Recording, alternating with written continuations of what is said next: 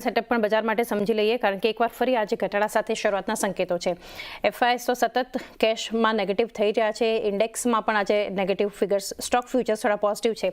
આ સિવાય ગઈકાલે જે ક્લોઝિંગ આપણને 0.5% આસપાસ ઘટાડા સાથે નિફ્ટી બેંક બ્રેથ ઘણી ખરાબ હતી માર્કેટ માટે. કઈ રીતે વ્યૂ રાખી રહ્યા છો? હાય, ગુડ મોર્નિંગ. આઈ થિંક જે હિસાબે આપણે સેટઅપ જોવા મળી રહ્યું છે, તો નિફ્ટીમાં અને વાત કરીએ સ્પેસિફિકલી, તો આઈ થિંક તો થોડું સેલિંગ પ્રેશર જોવા મળી રહ્યું છે છેલ્લા 3 થી 4 સેશનના અંદર. અને બેઝિકલી ઓબ્વિયસલી આપણે જોઈ રહ્યા છે કે જ્યાં સુધી નિફ્ટી 800 ની નીચે રહેશે, તો મારા ખ્યાલથી દબાણમાં જ રહેશે. નિફ્ટીનો બાઉન્સ બેક માટે મારા ખ્યાલથી 24,800 ની ઉપર આવવાની જરૂરી છે. તો 24,800 ની નીચે રહેશે તો મારા ખ્યાલથી સપોર્ટ જે છે 24,550 ઇમિડિયેટ, અને ત્યારબાદ 450 નો સપોર્ટ છે. અને જે હિસાબે સેટઅપ આપણે જોઈ રહ્યા છે એફઆઈસ પર્સપેક્ટિવથી, તો મારા ખ્યાલથી શોર્ટ બિલ્ટઅપ, ઓબ્વિયસલી આપણે સિસ્ટમમાં લોંગ શોર્ટ રેશિયો જોઈએ તો 14 ની આસપાસ જોવા મળી રહ્યો છે.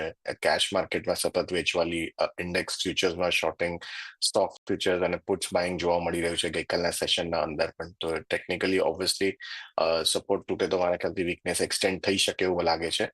અને ઇન્ટરેસ્ટિંગલી ઓપ્શન ડેટા જોઈએ તો ઓપ્શન ડેટામાં પણ મારા ખ્યાલથી જે હિસાબે રાઇટિંગ જોવા મળી રહી છે, તો 24,800 ને 24,900 ના કોલ, અને જે હિસાબે સેટઅપ પુટ્સના સાઇડ પર જોવા મળી રહી છે, તો એક નિયર બાય રેન્જ 24,400 ને 24,800 ની બની શકે છે નિફ્ટી પર્સપેક્ટિવ વાળું મને લાગે છે. અને સિમિલરલી બેંક નિફ્ટીની વાત કરીએ તો મારા ખ્યાલથી ઓબ્વિયસલી એટલી rightly pointed out, I think accept HDFC અને આઈસીઆઈસીઆઈ નંબર્સ બાદ બધા જ બેંક્સ મારા ખ્યાલથી વીકનેસ એક્સટેન્ડ થતા જોવા મળી છે. અને ગઈકાલના સેશનમાં બી આપણે જોયું કોટકની વીકનેસ જોવા મળી છે.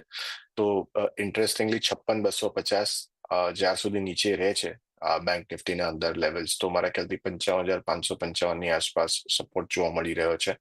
અને ઉપરમાં રેઝિસ્ટન્સ એ 56,250 અને 56,500 ની આસપાસ લેવલ્સ આપણને જોવા મળી શકે છે. પણ એના પહેલા ઇન્ટરેસ્ટિંગલી 56,200 ની ઉપર આવવાનું બહુ જરૂરી છે ટુ ક્રોસ ધીસ લેવલ્સ. 56,200 ઉપર આવું